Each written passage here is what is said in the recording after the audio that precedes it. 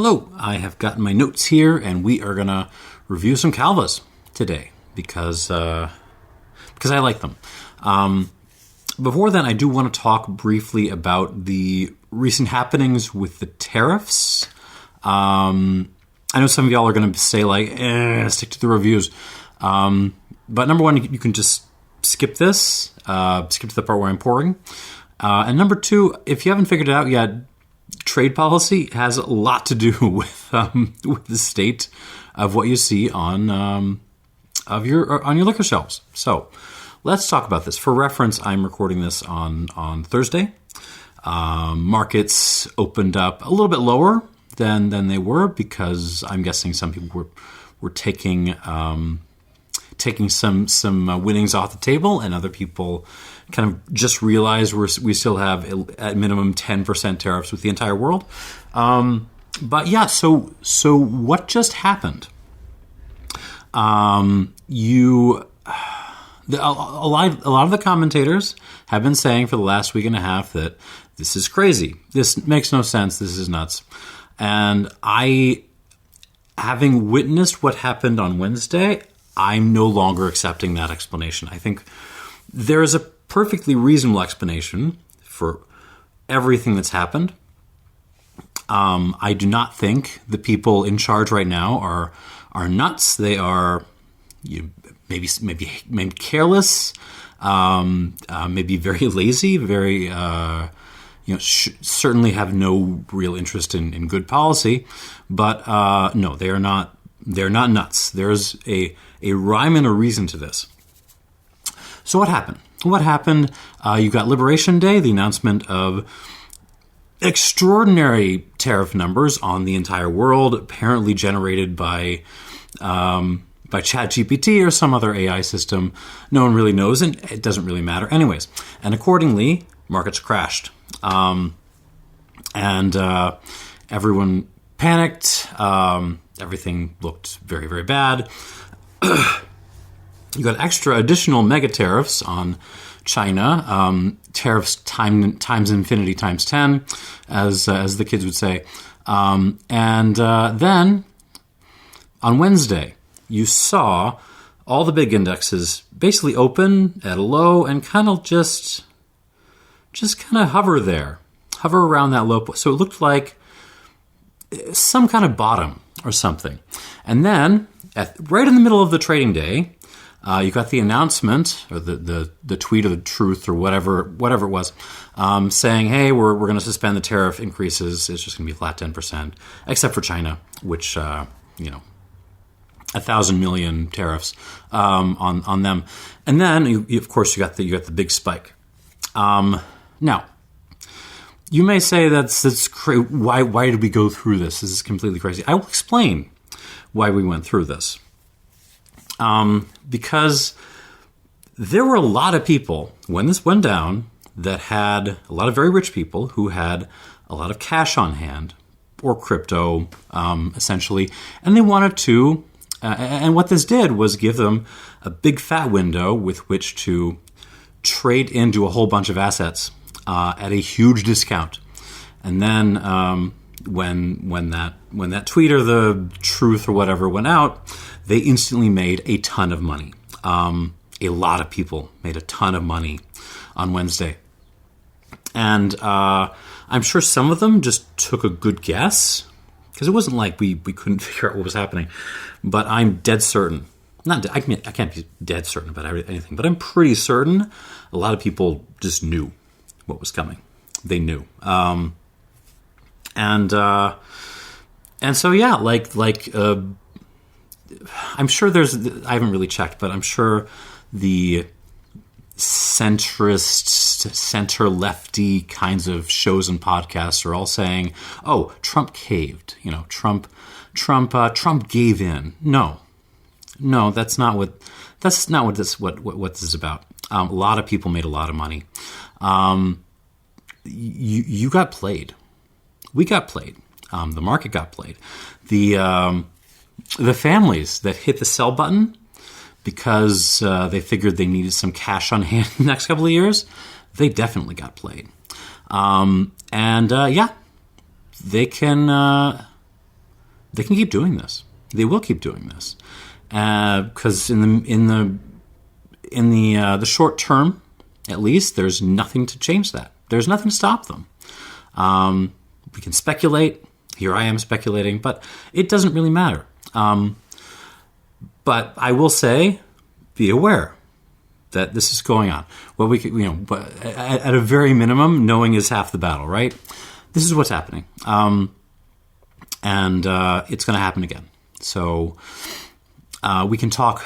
I mean, what you should be doing. Otherwise, is a much, much longer conversation. But just be aware. Not all is what it seems, and a lot of this. In general, when you see, I mean, there's lots of things driving the current agenda of this administration, right? There's no one theory that's going to explain everything. But in general, when you see the usual reasonably intelligent commentators throwing their hands up and saying, this is nuts, this makes no sense, you just need to ask the question, how could you make money off of this? Think that through. Give it some time to think that through. And I think more often than not, you will figure it out. You will find a very reasonable, rational answer for what is happening. So there we go. Just wanted to bring that up. Be aware, Z's. And now let's taste some Calva because, God, do I need a drink right now. Okay, so what we're going to do today is a little head-to-head between the two prominent regions in Calvados, in Normandy. So you've got the broad Calvados region, right? And there you can make, kind of whatever you want within limits, because this is France we're talking about. This is AOCs we're talking about. But within there you have got, kind of in the central east, you have got the Pays d'Auge, which is kind of the old school, classy region of Calvados. So strict rules on fermentation times, on distillation. Has to be batch distillation. Has to be pots, basically pot stills. There's a maximum amount of pear you can put in there. There's lots and lots of rules, and that is, of course, the most famous region in Calvados. But there's also in the southwest. Southwest over here. Sorry. Got my mirroring wrong. In the southwest, you've got the Domfrontais region, which is known for pears. Apples don't grow very well there, so they make pear cider, pear-driven cider at least, and they make pear-driven brandy. And I love Domfrontais. I have, reviewed a whole bunch of them. And I think they're phenomenal. You don't have to. The rules on fermentation and distillation and aging are a little bit less lax, or a little bit more lax, but still stricter than basic Calva AOC. It's a relatively recent AOC, the Domfrontais, but they're there. They're the other kind of big specialized region in the kind of Russian nesting eggs that is Calvados. And so what we're going to do today, sorry, I'm babbling, I'm getting off the point, is we're going to do a head-to-head of two very, very old but relatively low-proof Pays d'Auge, Calvadoses, Calvados, versus two younger but higher-strength Domfrontais, both from the same producer. So we've got, all right, so let's work through these. It's going to be kind of a reverse age order, which is also increasing order of strength. All right, let us get started. This, which the one I don't have a full bottle of, is Giard, 1973, which is from the Montreal folks. And this is bottled by Amateur Spirit, who've done a ton of stuff I've really dug, especially a Fandal sauce from the Zinhumbrecht folks, one of my favorite bottles from last year. And this is a Pays d'Auge Calvados from them. I think it's 100% apple. Distilled in 1973. And then in 2019, it was put into glass and then it was finally bottled, I guess in the last year or so. 44.5%, so not a big fireball by any means, but I'm very excited to try this on the strength of the bottler. And here we go. Oh. 10 minutes in, we're finally getting to the nosing and tasting. Extremely pretty. This is a gorgeous nose. This is it just screams, drink me. What are we getting? We're getting baked apple tart. Like apple pastries, yeah. But also there's just like almost a candied fruitiness to it, like an apple popsicle kind of element to this. And also my beloved Lithuanian apple cheese. I should really bring out some apple cheese for the channel at some point, just to show you what the stuff is. But you give this stuff some more time. Obviously, I'm not giving it a whole lot of time here, but on my notes, I gave it time.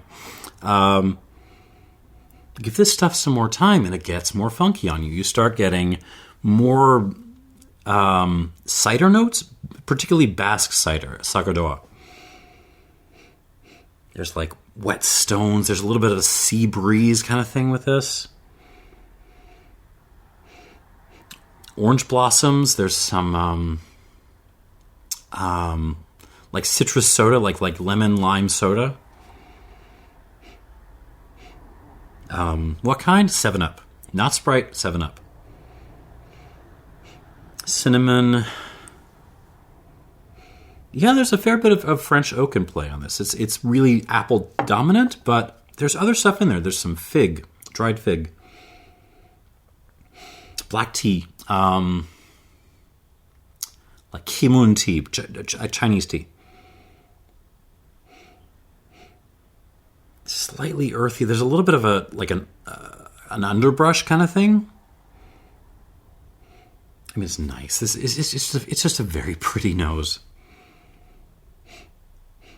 Could I demand more intensity, more complexity?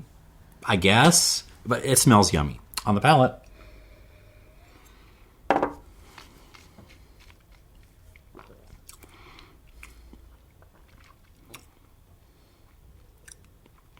Ooh.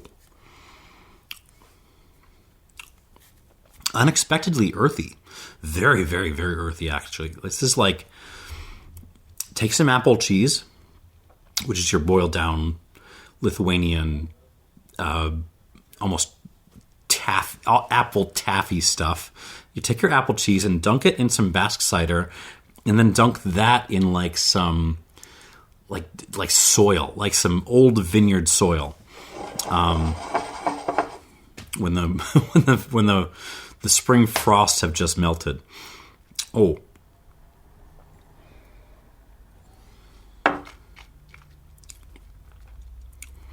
That kind of apple popsicle thing is still there though. Like it's not as prominent. It's not as hedonistically fruity on the palate. It's a little bit more serious and grungy. The Kimun tea thing again, there's some there's a coffee element to this, like a natural process Colombian, let's say. More minerality, wet stones, sea salt, some cinnamon sticks.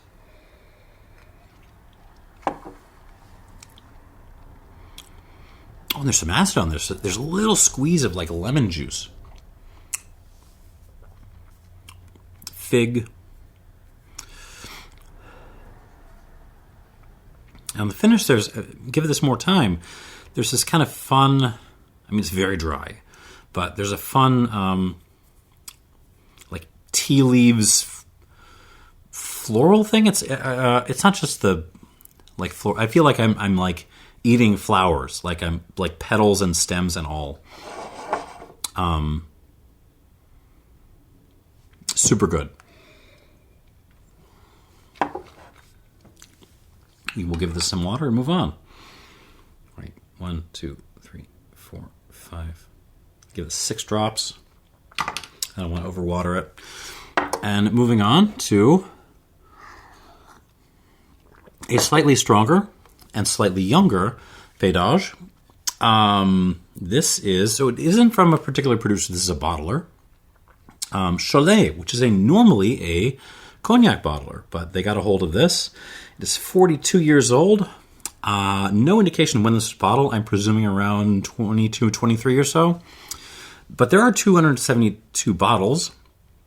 And this little 50 centiliter bottle in its cool little box here is not expensive at all. Like on Cognac Expert, a couple of other places.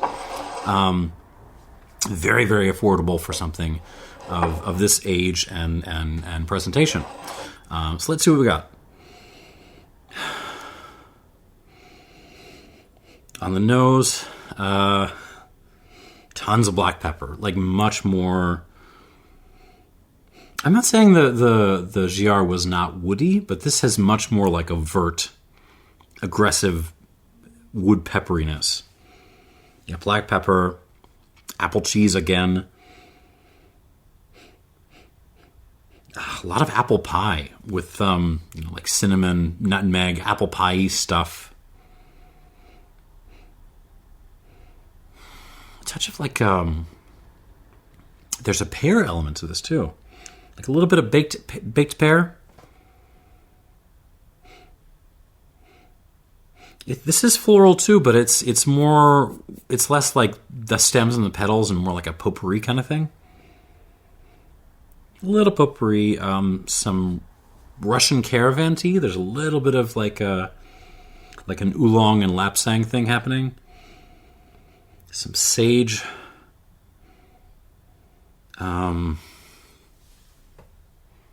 Something smoky.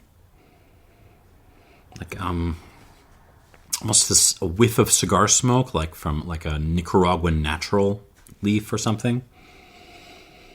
Some roadside pebbles. Yeah. So initial impression, I mean, it's more woody. It's less kind of gloriously fruity than the Giard, but it is also cheaper. So let's see what we got.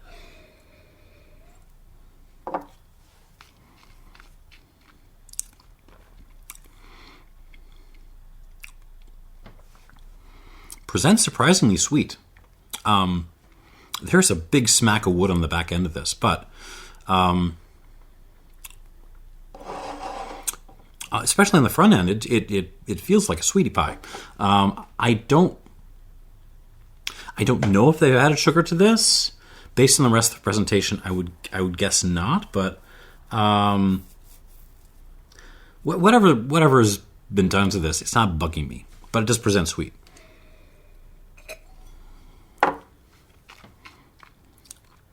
There's like an apple creamsicle kind of thing.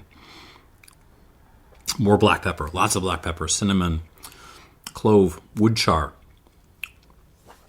There's a little bit of like a Blackadder bottle gunk meets, bourbon char thing going into this, which I appreciate.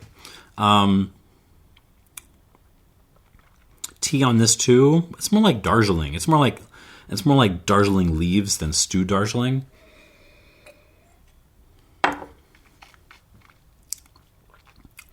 Big straight up French oak notes, fig, prune, brown sugar.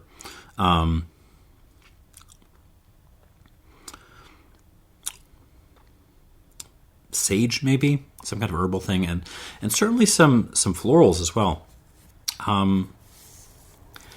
Just like what is that? Maybe like key lime peel?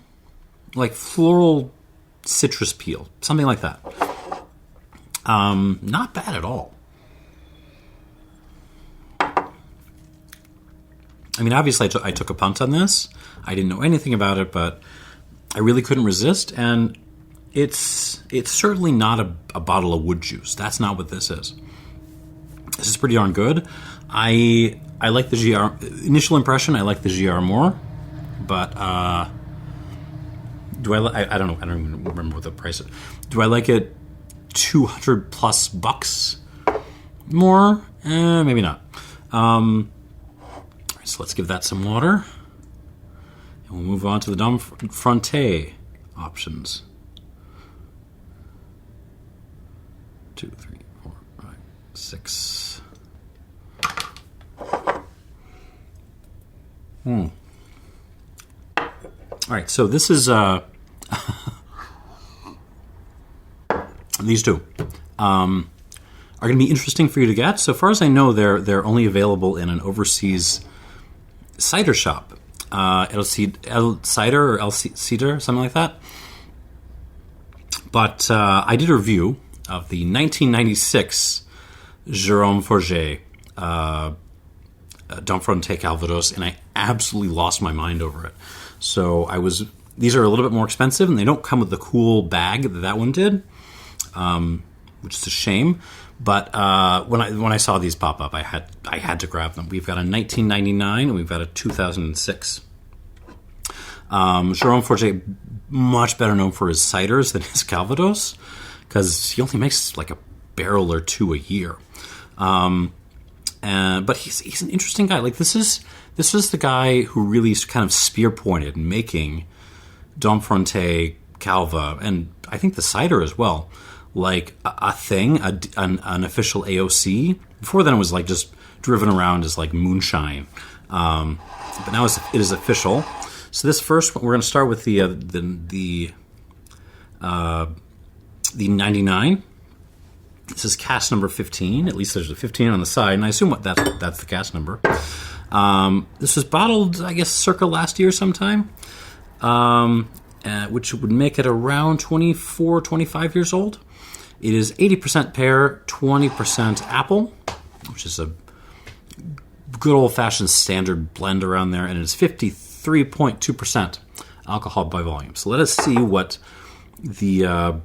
our pear pals can do against arguably the most celebrated region in Calvados. On the nose.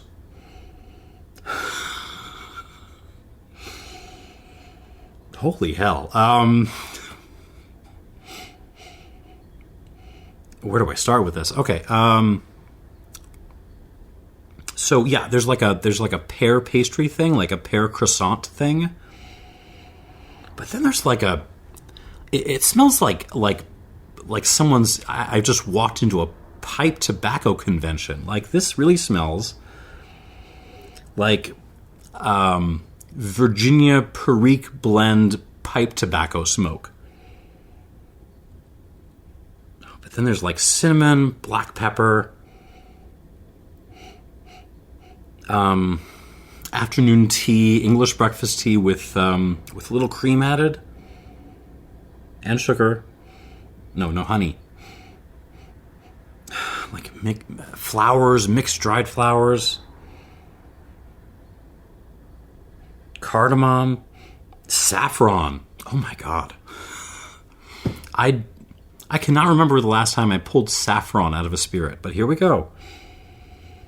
Yeah, honestly, this smells like an old Tokay or something. And by the way, if you haven't had like a Tokay with 20, 30 years in the bottle before, you have not lived. I mean, the note, it's some like ambiguous mixture of like dark honey and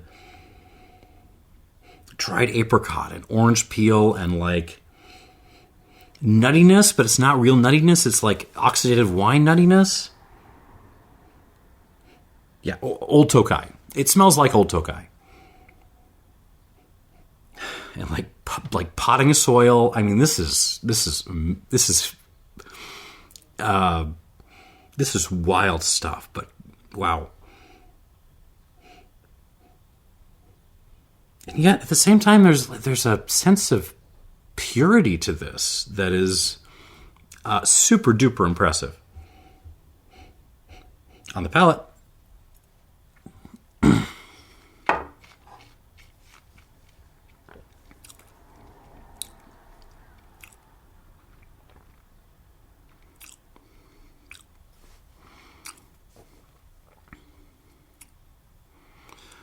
Stunning. Jesus. This just covers the palate and does not let go. Holy cow. Okay, so sour baked pear. Let's start with that. Cinnamon. Great pipe tobacco, like the best pipe tobacco you can imagine. Plus the smoke. There's a little bit to the tobacco, plus also the smoke at the same time. All those kind of old Tokai notes are still back in play.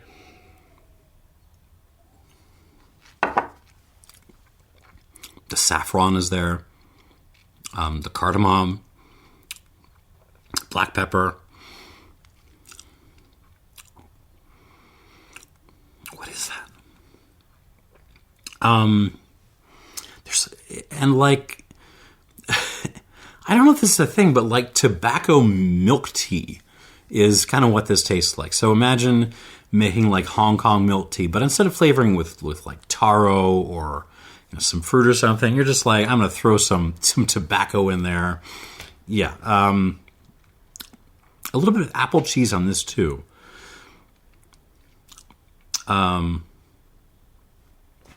Stones, rocks, seaside stones.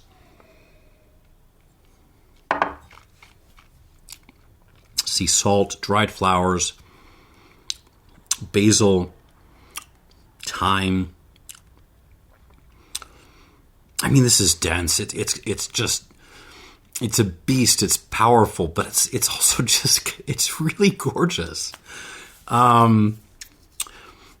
don't know if I want to insult Mr. Forget here, but I feel like I've had his ciders and they're really good, but tasting this and also the 96, I feel like he may have focused on the wrong thing. These are phenomenal. Yeah. Wow. You're going to have to go through some hoops to get a hold of this stuff, but the hoops are going to be worth it. The hoops are worth it. All right, let's give this some water. 2 squirts. I'm going to do like, we could go to 3. I'm not sure.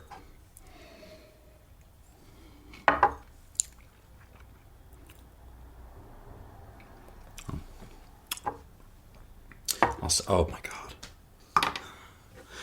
And finally, I'm starting to feel bad for the pédage here, which I didn't expect to say. I mean, I think in a French context, like, I don't know if people in France are aware of how good this stuff is. Like, between this and the Packeries I reviewed a couple of weeks ago, I think everyone's sleeping on this stuff. And there's not a lot of it. There's, maybe 2 dozen producers in the whole region. All right, I'm going to stop yapping and try to focus, because now we're moving on to the last of these bottles, the Jérôme Forget 2006 Calvados Domfrontais. This is, I think, cask number 47 is what it says. 59% alcohol by volume. Same kind of stats as the last one. I'm going to switch my notes over. Forgive me. So yeah, it's so bottled again last year-ish. So we're talking like 18-ish years old, something like that. And also 80% pear.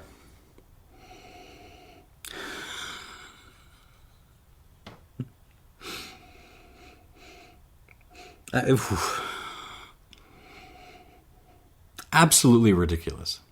I mean, this smells like, honestly, it smells like a refill sherry cask Highland malt, and a really, really good one. Aromatic pear for days, flowers, black pepper, orange peel, cinnamon, clover honey, like overstewed black tea, cardamom, very much wedded to the cinnamon, even a little bit of an apple juice thing.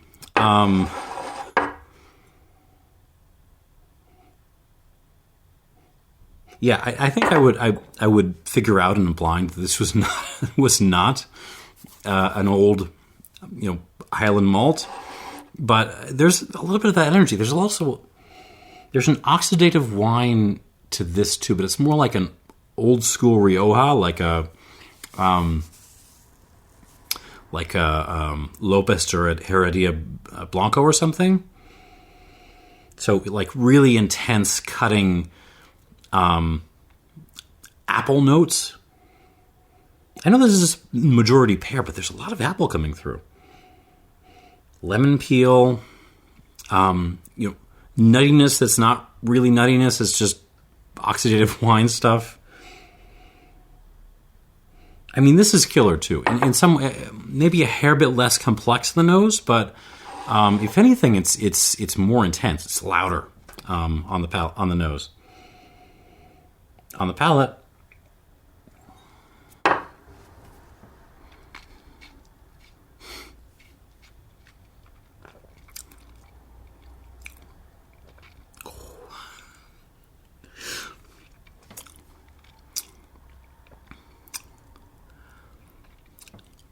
these are just too good. I mean, these two, the ones I started with, these are very, very, very, very, very good. So far, the Domfrontais, the Forgets, are leaving them in the dust. These are phenomenal. Baked pear, black pepper, coffee cake. But there's also a sour element to this.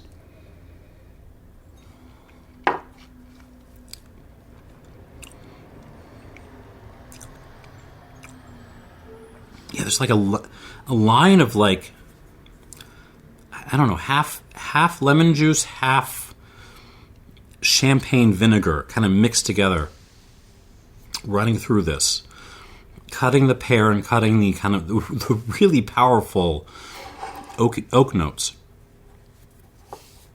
We're not developing the same level of kind of tertiary complexity as the 99, but we're not far. Orange peel, more cinnamon, almost like a Red Hots, the little bread candies. There's a Red Hots thing happening. The old Tokai notes are back. The kind of funky apricot, saffron-y stuff. Less of it on this. This is a little bit more of a direct attack of pear and oak. Honey and nuttiness.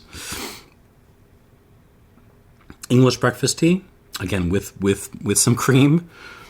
Almost like a not apple juice. It's like apple and pear candy in there, mixed in with all of this. This is just too good. Like, these are too good.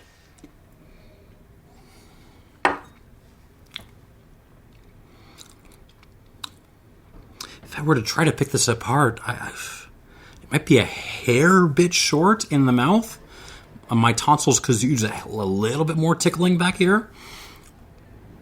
But that's really nitpicking. I mean, both of these are just fantastic.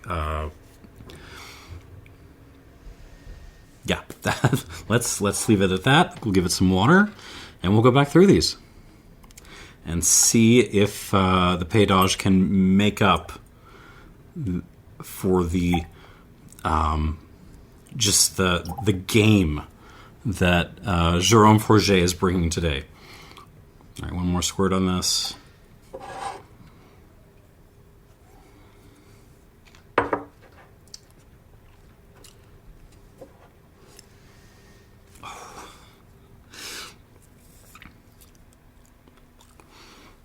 We're not even going to wait for this. Like, these are recommended.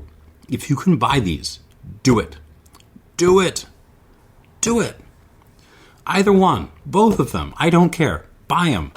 All right, let's go back through. Back to the Giard. I'm going to see if I can still taste this. It's going to be so delicate by comparison to those two.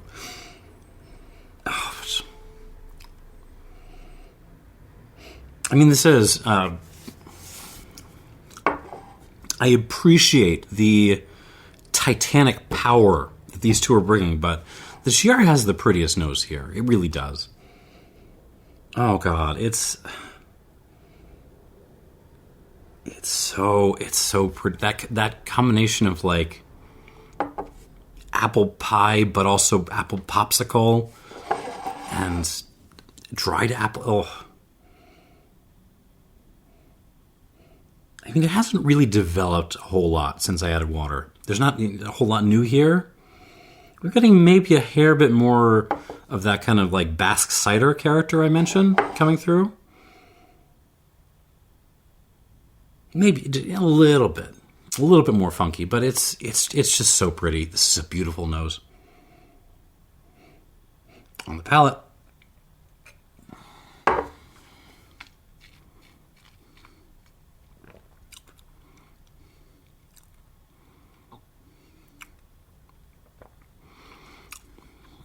There's not one bottle on this table that sucks, which I'm very, very happy to say.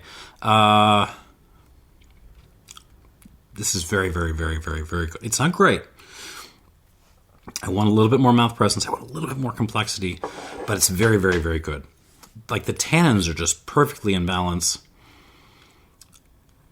The play between the appley elements and the funky elements is really good. There's like a little bit of a lemon sour thing that makes this very, like, just moreish, sessionable, as we would say. Yeah, that saltiness. There's a little bit of like a pecorino romano note on this, like a salty sheep cheese. Just a little bit. Score-wise,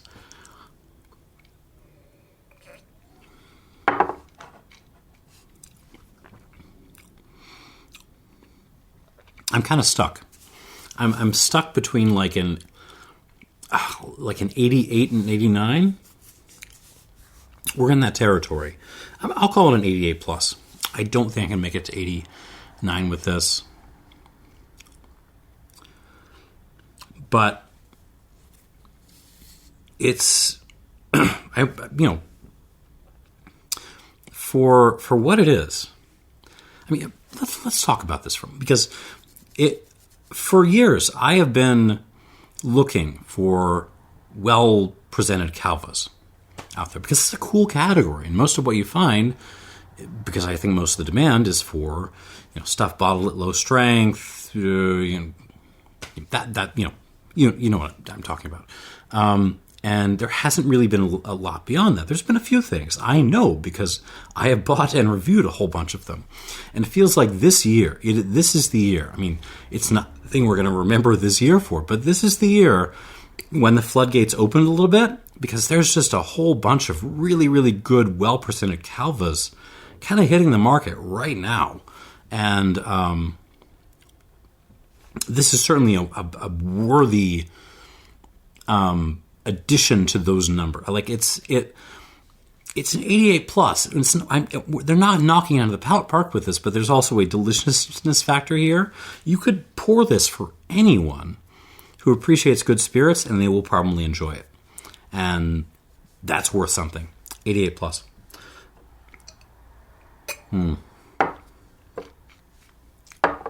Back to the Cholay. All right. See what this does with water on the nose. Oh. I mean, you are getting like more of a fresh green apple thing now, but it's still very peppery. No, okay. More fresh green apple, but also like more French oak fruit, more prune, more fig. It's definitely showing the wood more aggressively, but this is also pretty nice, and it's cheaper. On the palate,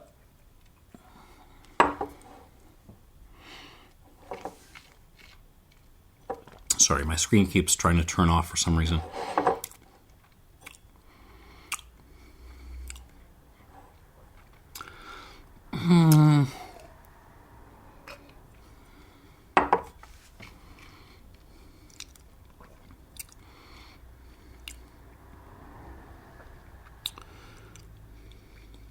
the wood comes out a little bit in a way. Well, I don't know.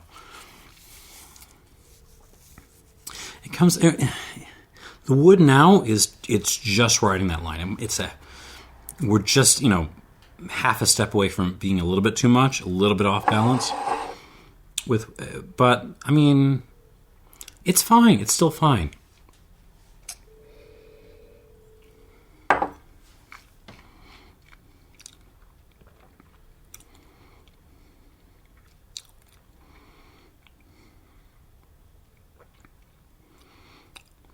Very woody Calvados that presents with a kind of brown sugary sweetness up front and finishes very dry.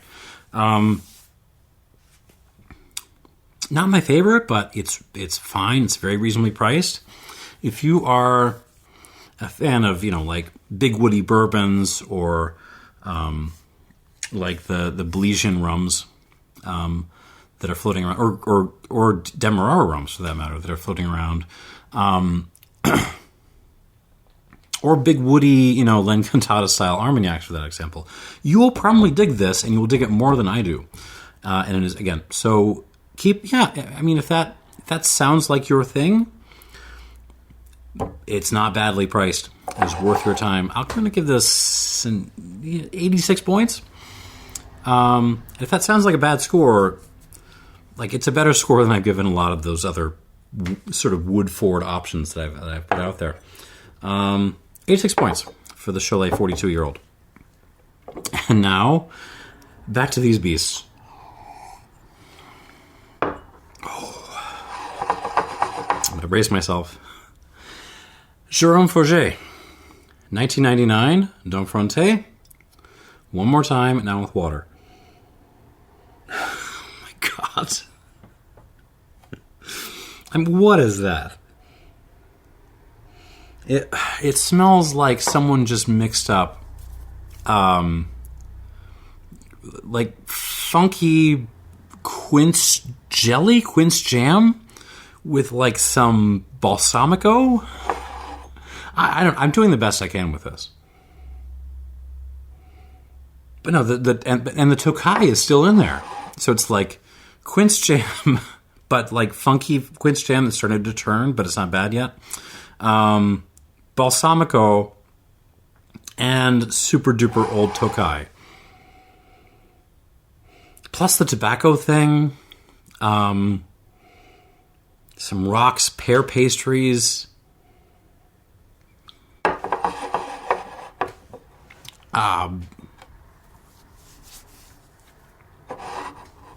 Like sometimes when you're trying to appreciate something, it's not like you're trying to get the notes, but you're almost evaluating by how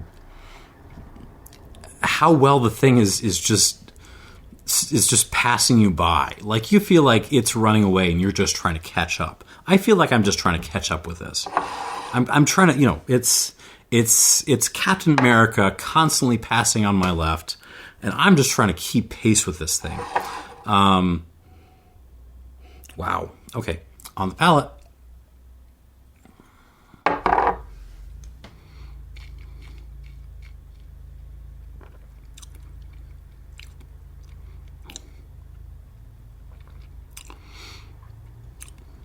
God almighty.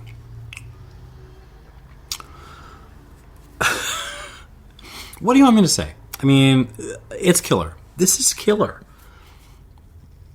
This is absolutely killer. It's funky pear tobacco. Like, that is what this tastes like. It is enormously complex. It is, and it is just enormous. Like, it is dominating my entire mouth.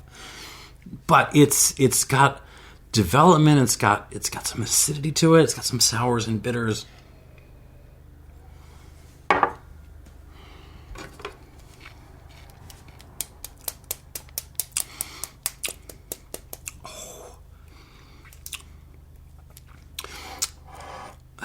Gun to my head, I think this is better than the 1996 I reviewed a couple of years ago.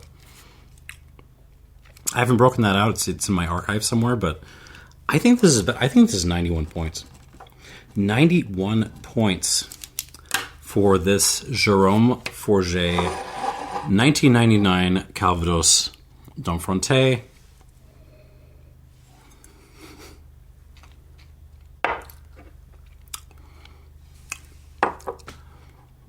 Outrageously good.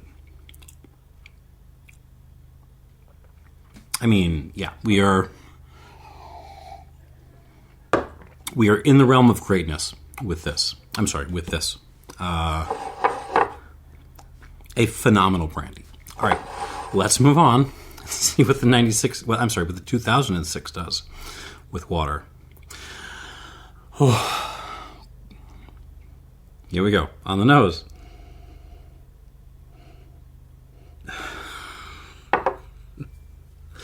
These are so good. Again, it's less tertiary than the 99 is.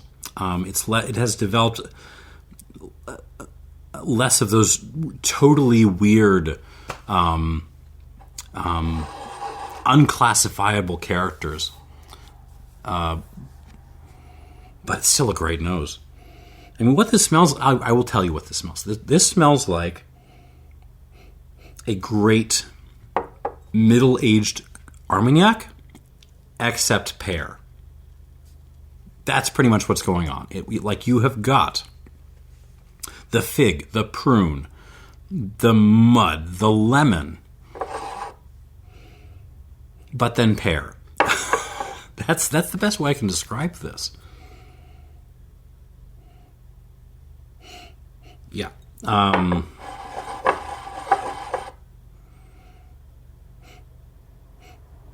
So yeah, more straightforward than the 99, but I mean, we are still... This is up there. This is good, at least on the nose. On the palate...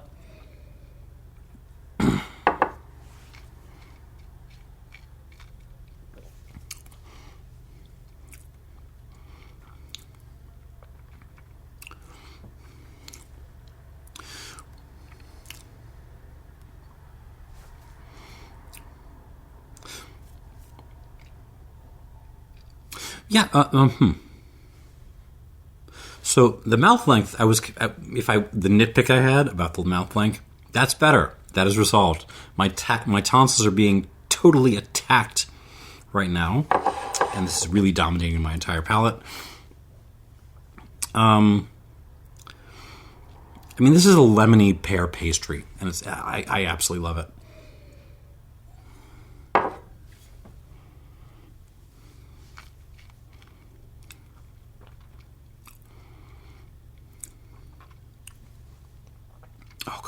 These are good. These are very good. This one, gun to my head, it doesn't have the density or the overall complexity of the 99. It's not quite there. I'm still like, this is like fantastic middle-aged Armagnac, but pear. Like, that's what this is. A little bit more, a little step more, and I would give this a 90.